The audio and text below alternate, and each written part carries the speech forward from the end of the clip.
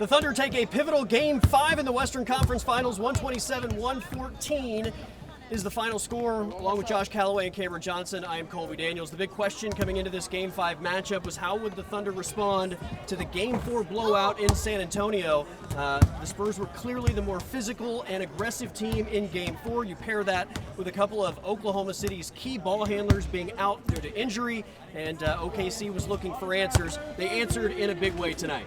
Yeah, the likelihood of them having another poor performance like what we saw the other night, I thought was low coming into this. I mean, it's a backs against the wall situation in front of your home fans, who I thought were by far the best crowd that I've experienced in this series. That helps a lot. But yeah, huge response for them. I thought collectively they looked a lot more in sync.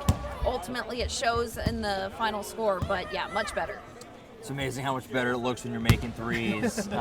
Game 4, it just couldn't buy one, right? Had one in the first half. We're 4 for 35 at one point, and that was the thought, like, they just got to make some shots tonight. And they did that. They made threes at a much better clip. They got big performances for a bunch of guys off the bench. And I thought, Mark Dagnall talked about it post-game, just kind of this team that has such a really good ability to just, when they take a gut punch, they take a tough loss, to, they don't freak out. They don't panic.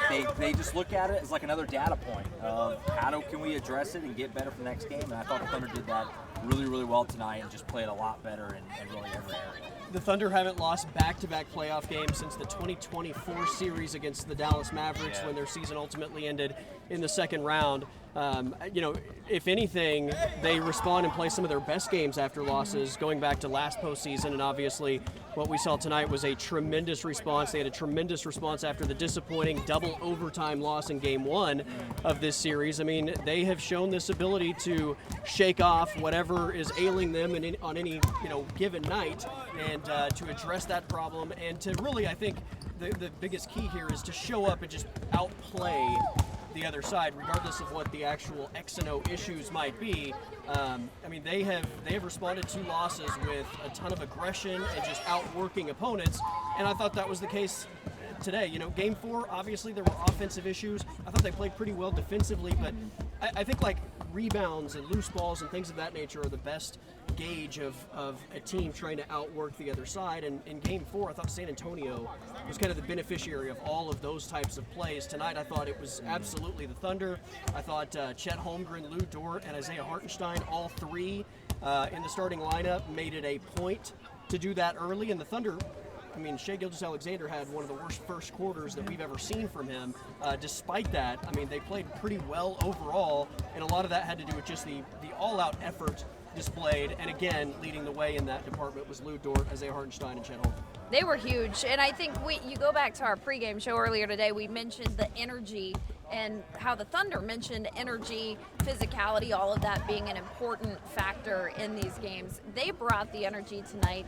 There were several guys, Isaiah Hartenstein, one of them, Cason Wallace. They may not have, popped out at you scoring-wise, but they were just guys like everywhere. They were on the end of, tipped passes, steals, blocks, whatever, and then they would make some key shots as well. And I think that was just kind of the embodiment. It told you that the Thunder were just kind of upping their game tonight and finding that energy that they were lacking in a lackluster performance in Game 4. Yeah, and I think that's really where the crowd comes into play. Like Cameron said, it was an awesome crowd. It was cranked up as good as it gets in here, for a game like this. You knew it would. Game 5 in a 2-2 series, and they fed right off that. And like you guys both said, a number of guys that the stat line's not going to blow you away, but like I thought Lou Dort was awesome in this game. He was everywhere, really energetic, getting off screens, forcing fouls. Cason Wallace tipping passes constantly, and like there's a bunch of that. Isaiah Hartenstein just grimy, battling down low a bunch. Like they had a lot of that tonight. It was a really, really good just effort, and you would hope so. It's Game 5 of the Western Conference Finals, but the Thunder just kind of outworked the Spurs in a lot of ways. And I thought at the end of this game in the fourth quarter, the Spurs looked really tired, and that's a big part of it when you're going all out for 48 minutes. with the Thunder and their depth we talk about all the time, it's hard to keep up with that, and I thought that played a big role in the fourth quarter. The Spurs looked gassed, and the Thunder looked like they had just enough in the tank to get over that finish line. And that's where the playoff experience comes into play, right? I mean, this team has been there, they've done it, they've gone through this, they know how deep you have to dig and how long you have to sustain that level of intensity, and San Antonio has not been through this. They've not faced adversity in a 7-game series in the postseason with, you know, a championship potentially on the other side of it, and there's a lot of emotions that come into play there. You guys mentioned the arena. I thought the energy in here for the 30 minutes leading up to tip-off was probably the best energy this place has had before a game this entire postseason. The whiteout always slaps. I thought it looked tremendous inside Didn't the have arena. Like some 2014, 15, Yeah. Tim Duncan and Rush should have That's been right. out here vibes. That's It was right. awesome. It was awesome, It was nostalgic vibes with the whiteout, Yeah. and you know, the Thunder showed up in a big way and got one back. You know, we gave the stat before the game in 7-game series in NBA playoff history. When it's tied at 2-2, the Game 5 winner goes on to win the series 82% of the time. That number actually skyrockets when it's the home team that wins Game 5. So, I mean, you know, now the Thunder have done it, that number is even bigger. So we'll see what happens going forward. But, I mean, again, they responded, played with urgency, played with effort. The team that has been more aggressive and more physical now is 5-0 in this series. We keep saying it, but I mean, that's the truth. There has not been one game in this series where you can honestly look at the losing side and say they were more aggressive, they were more physical. That's not been true in any game. The winning team, I think, has been the more aggressive team. They've been the beneficiary of a whistle for sure, but I mean, the winning team has outworked the losing team in every game of this series. There hasn't been any like fluky, you know, like outlier. That's the way this series has gone.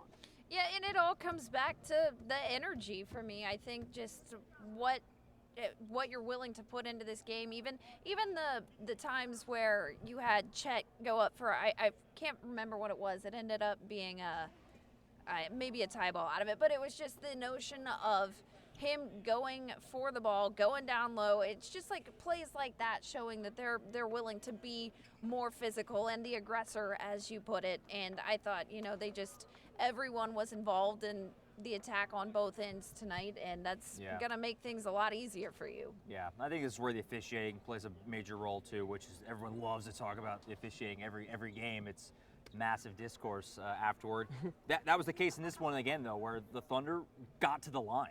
They were able to draw fouls and get to the line. Obviously, in this series so far, the 2 games the Spurs won, they shot way more free throws. Like, they blew them away. Yeah. The 3 games that's been a little more even, or the Thunder have even won the free throw battle, are the 3 Thunder wins. So, like, who's winning that battle is determining these games, which is, you know, they're just the reality of the situation. And this game, you know, Stephon Castle in Game 4 felt like he was able to kind of get away with a lot against Shea. Not so much in this game, and that was a huge role. Shea got to the line a bunch.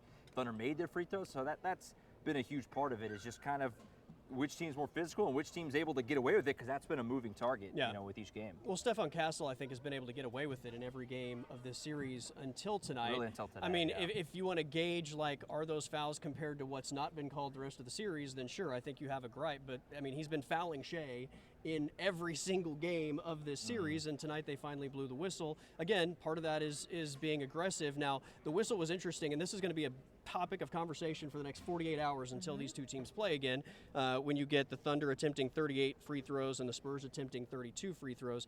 First quarter, I thought they pretty much let them play, right? For 6 I thought minutes, there was no whistles yeah, at they all. kind of just let both teams sort of establish what type of aggressiveness and physicality they were going to play with, and then it kind of seemed like in the second quarter, all of a sudden, it went the complete opposite way, and it was like a whistle at every end of the floor, every possession. It really bogged the game down. The Thunder were sensational shooting free throws tonight, but I mean, it's crazy that you can shoot 38 free throws in a game and people are going to complain about it, but you still have a deficit from the free throw line for the series, right? I mean, the Spurs have shot more free throws in the series Pretty than the Thunder healthy have. one, too. Yeah. Like, Yeah. Yeah, I was surprised whenever you told me about that. I think you said they still trail double digits in that category, and the narrative is what it is, but sometimes you take what you can get, and the whistle, it is what it is. You know what you have to work with. Now, it's not always so black and white, but you got to find a way to adjust to it, whether that be good or bad. But yeah, the Thunder using the physicality to their advantage tonight. And like you pointed out, when you're the more physical team, you're most likely going to come away with the win. Yeah, like I said before, the 2 games the Spurs have won, I want to say it's 14 more and 10 more free throws Spurs shot. The 3 Thunder wins, obviously Thunder shot more in a couple of them, and then they were even in the other one. So, I mean, if the Thunder can just avoid those big disparities, some of that's going to be on the officiating, some of it's on you to adjust and not foul, right?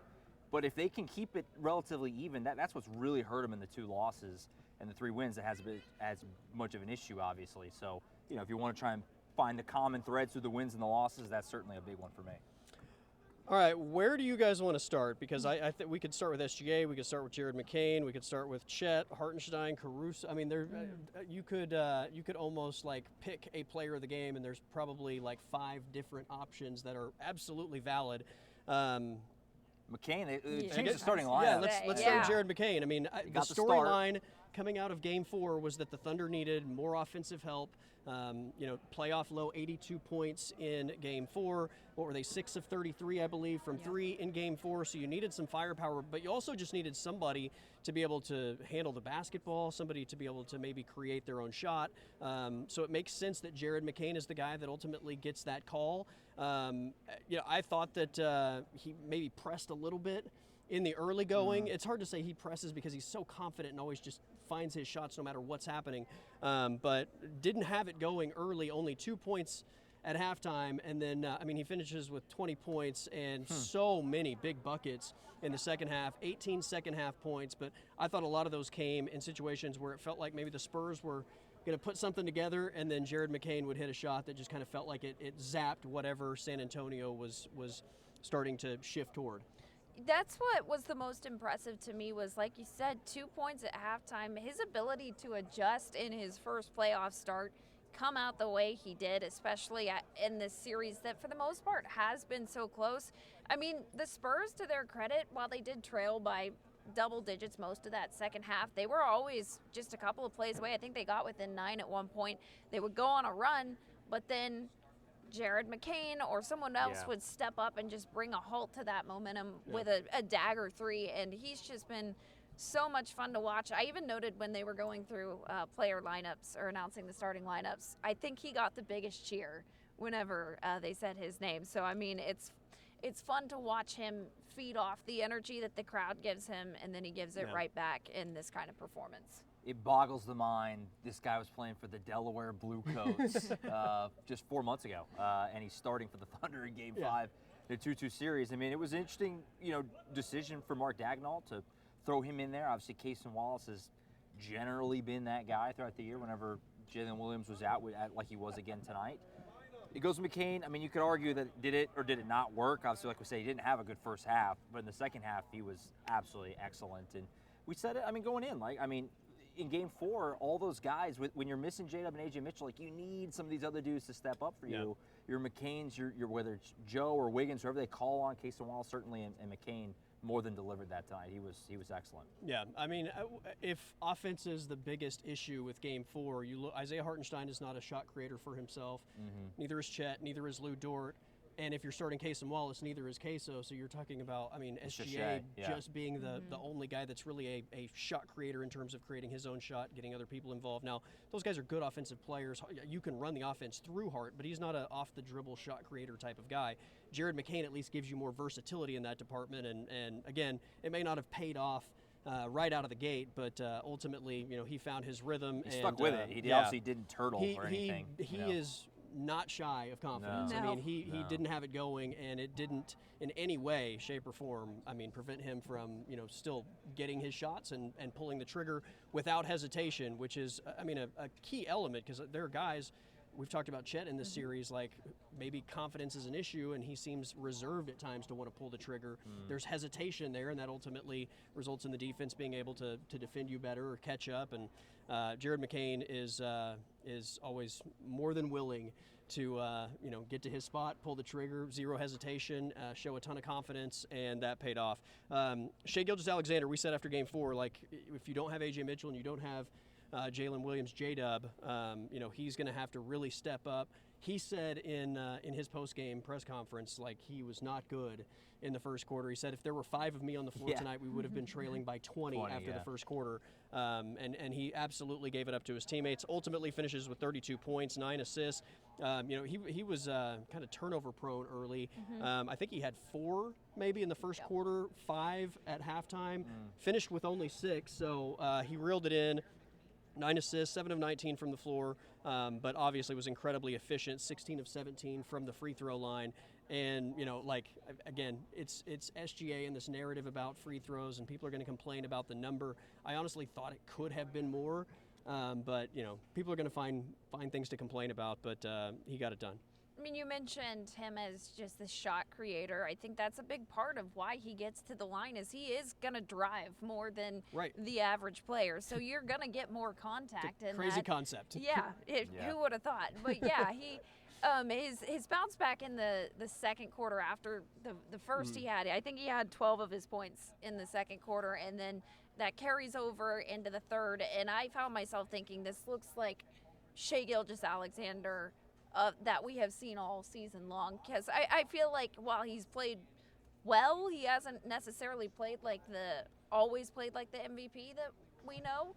This felt a little bit closer to that tonight. Yeah, I thought Shai was pretty good. He got off to a slow start. We said first quarter was kind of ugly, but they still won the first quarter despite that. Yeah. Thanks to some of these other guys stepping up early in the game. Chet was great early in the game. They helped him get off to that good start. And, I think it was it his first field goal where he hits the 3 where he basically did put the ball down. Yes. And that kind of got him going a little bit. It seemed to settle him into the game a little bit. Yeah, right at the end of the shot clock. That was really nice. That's something you see Shai do very often, like a catch and shoot 3 like that. It was pretty though. It looked great, and obviously he knocked it down. That seemed to kind of get him going. And like we said, he got to the line, which is, whenever your shot's not falling and you're really good, get to the line. Why wouldn't you do that if you're doing it at the rate he was tonight? And he made them, right? He got there 17 times and he made 16 of them, is what you said. So, yeah, I thought Shai, was he like as good as we've ever seen him? No, but he was really good, or good, certainly good enough. To get him over that hump. 30-point game, you'll take that every time. We'll get to Wemby, but just for reference, Shai had 17 free throw attempts. Wemby had 12. Shai touched the ball infinitely more times than Wemby did tonight. Shai drove to the basket a lot more than Wemby did. The free throw disparity there is only 5, and Shai was being aggressive and touching the ball a lot more than Wemby. Again, that's with a technical free throw. And that's So people are going to find things to complain about, but it could have been more, quite honestly speaking. Okay, you mentioned Chet just now.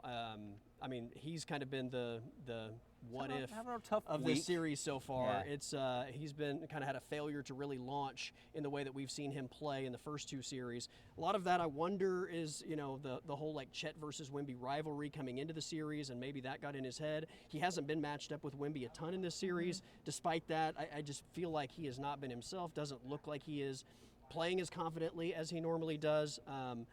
There were still some struggles tonight, but I thought tonight overall, when you just look at the effort, the rebounding, the aggressiveness, we saw more of that than we didn't tonight, which is a great sign considering what we saw basically through 4 games of this series.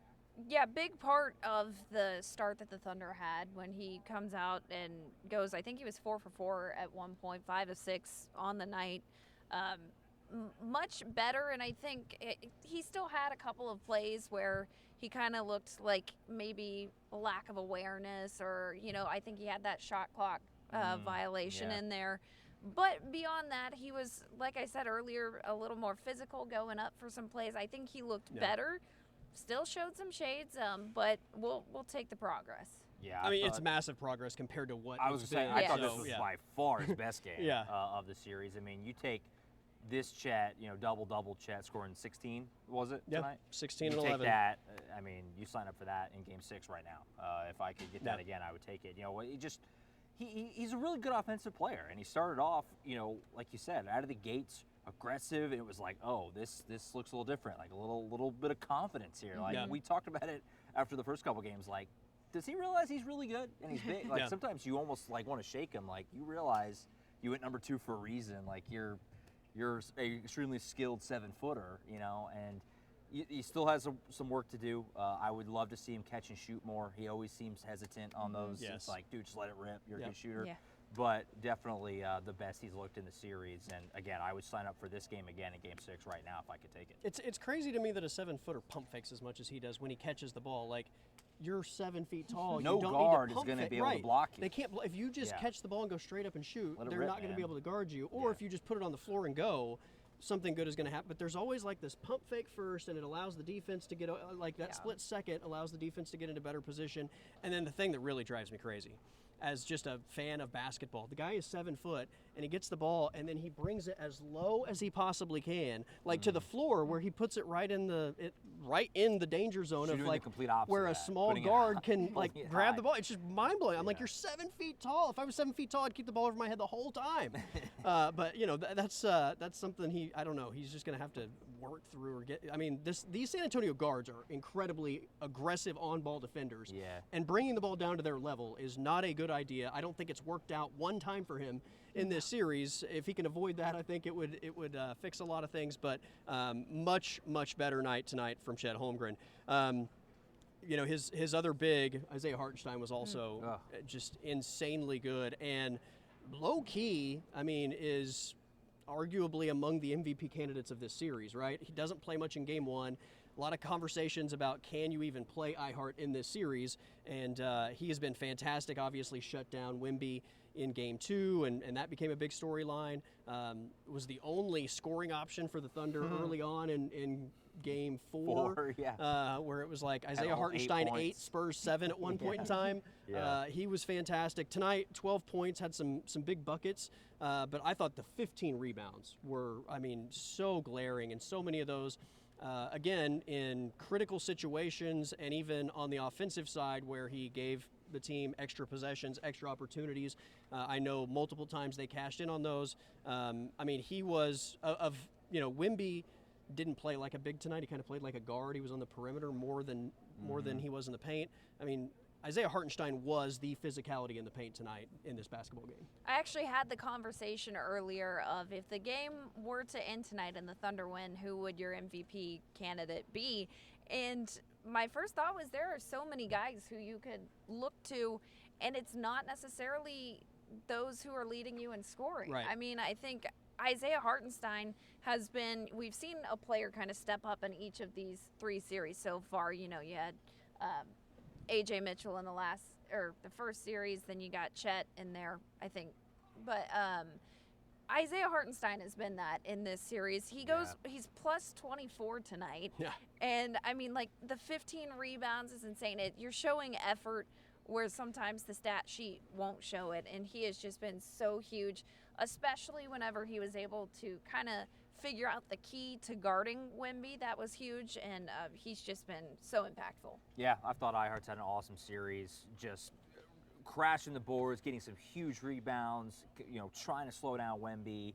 And and the floater's been going in this series. That can kind of come and go sometimes. It's going in right now, so keep on rolling with it while you can. And, you know, it's crazy because the conversation after Game 1 was how much can you really play him in this series? I mean, he barely played in the first game, and Mark Dagnall talked about it, like, we got to find a way to get this guy, like, he's too good to only play, I think it was 12 minutes in Game 1. And, man, what a zigzag. I mean, he's been incredible, and just doing the dirty work, just, again, battling down low.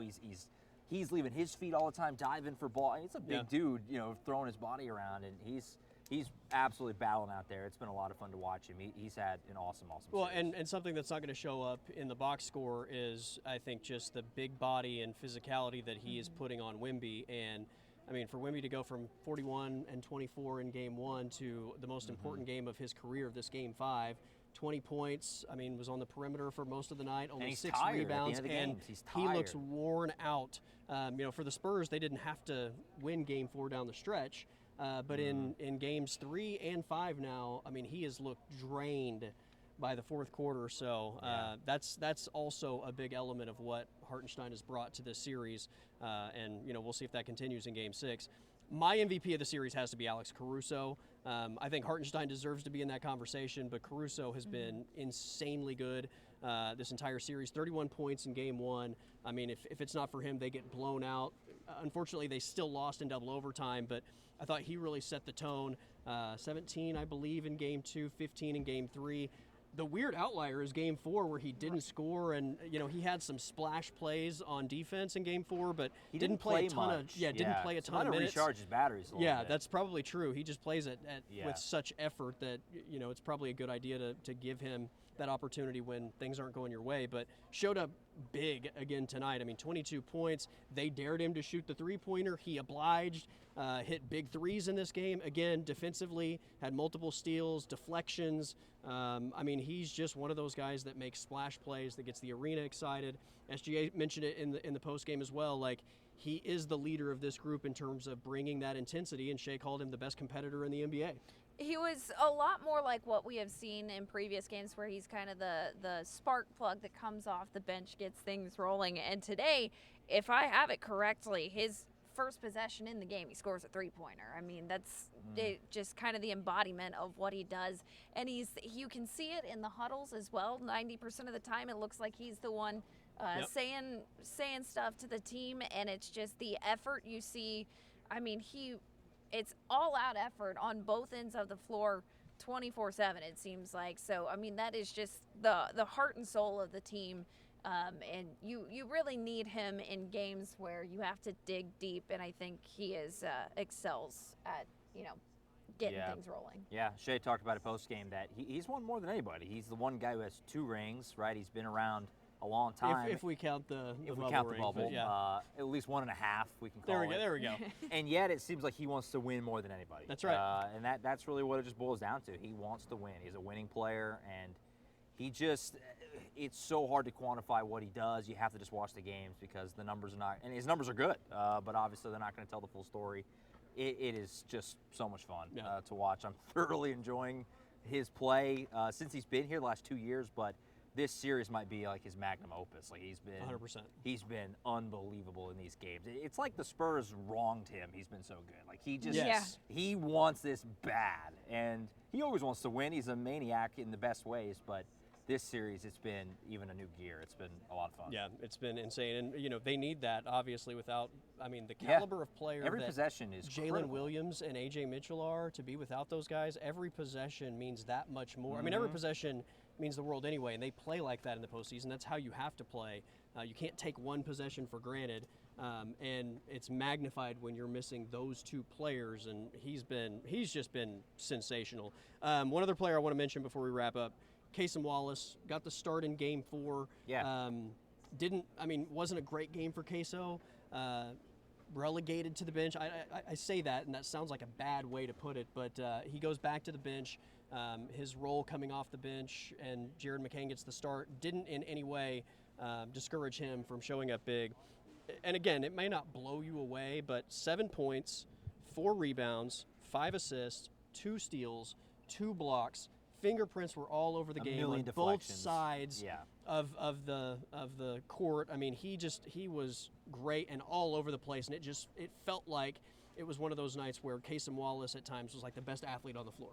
He was everywhere. The amount of times that you would see him get an offensive rebound on one end and then turn around, and all of a sudden there's a tipped ball. Guess who it was? It was Cason Wallace. I mean, that's kind of like Alex Caruso matches that energy of, I'm just going, and I'm gonna, I don't care what it takes, I am giving my all-out effort, and that's really how he felt tonight. And you mentioned he gets relegated to the bench, comes off the bench tonight, and I think that's a testament to the fact that so many of the players on this Oklahoma City team have gotten to get those starter reps in there. So I don't think that there's any sort of bad blood whenever they get moved to the bench. It's like, I'm on the bench, but our bench is just as good as our starters sometimes. So it works out. Yeah, I believe Mark Dagnall said Cason Wallace was the man. I would concur. The man. He's been awesome. Like you said, he's just so active. He has such unbelievable anticipation. He jumps in passing lanes. He deflects, the ball constantly, which sometimes leads to turnovers. But even if it doesn't, it allows your defense to reset. I mean, it's one of those guys, again, that's hard to quantify the value, and just his ability to get around the court. He reminds me almost more of a safety in football. 100%, like an Ed Reed or Brian Dawkins or something. His arms are so long. He's just such a good athlete. He sees things unfolding before they unfold, and just somehow he's having a great is series. in that space. Yeah. He's been awesome. He's still a really young dude. Yeah. Yeah. Game 1, Victor Wembanyama, 41 points, 24 rebounds. The narrative for the next 48 hours before we got to Game 2 was like, this guy may do this every game of the series. How are you going to shut down this guy? Like, this is a generational talent. He has now taken over the crown for the best player in the league.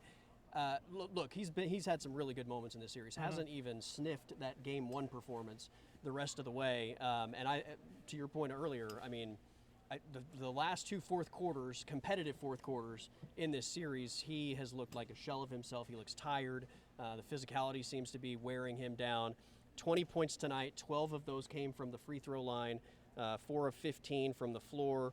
I think he shot 5 threes total. He didn't hit one. Spent a lot of time on the perimeter, only 6 rebounds. He did have 3 blocks, but the Thunder, I mean, all things considered, you take out Game 1, the rest of the series has to be considered a massive win in terms of what they've done with Wemby.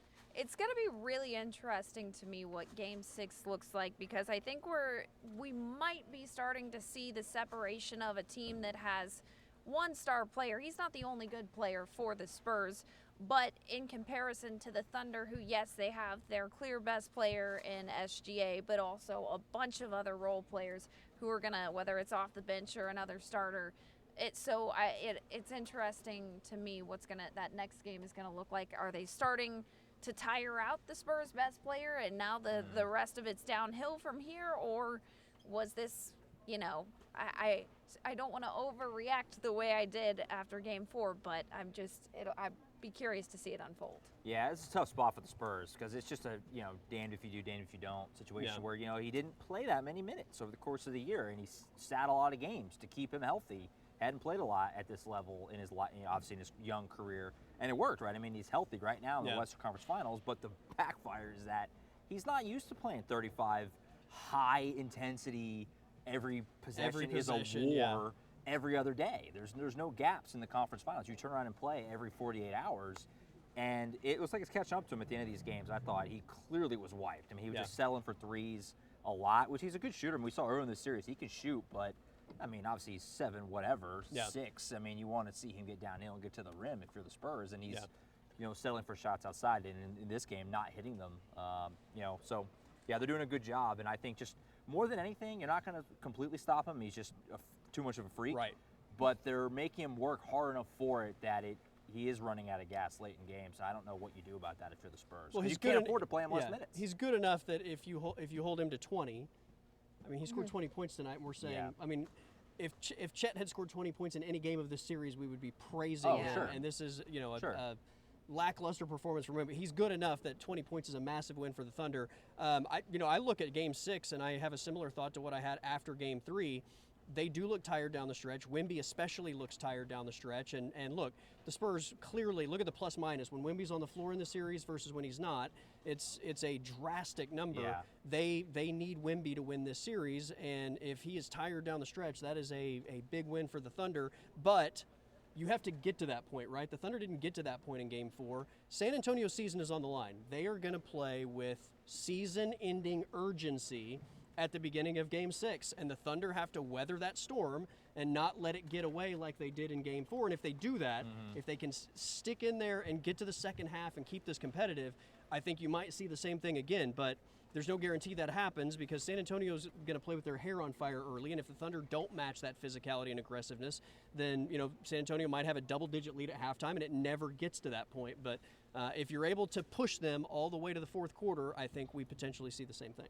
This is where we start to see that interesting mix of a team whose season is on the line versus a team who's starting to sniff a return to the finals, because so far it's been, one team trying to catch up to the other, maybe take a lead in the series. But now the Thunder, they're one win away from returning to the title series, and I think that means that we are going to see them come out hopefully just as intense as they did today. We're also going to see that from the Spurs, so it'll be a fun game to watch, I imagine. Yeah, no, it's going to be interesting to see how the Spurs try to just figure out, how to get to the fourth quarter a little fresher for Wemby. And I don't know what you do about it. Obviously, the Cornet minutes have not been good, and in this game, the Thunder won like the non-Shea plus Wemby minutes, which is just, I mean, you can't have that if you're the Spurs. I mean, that's when you have to make your hay.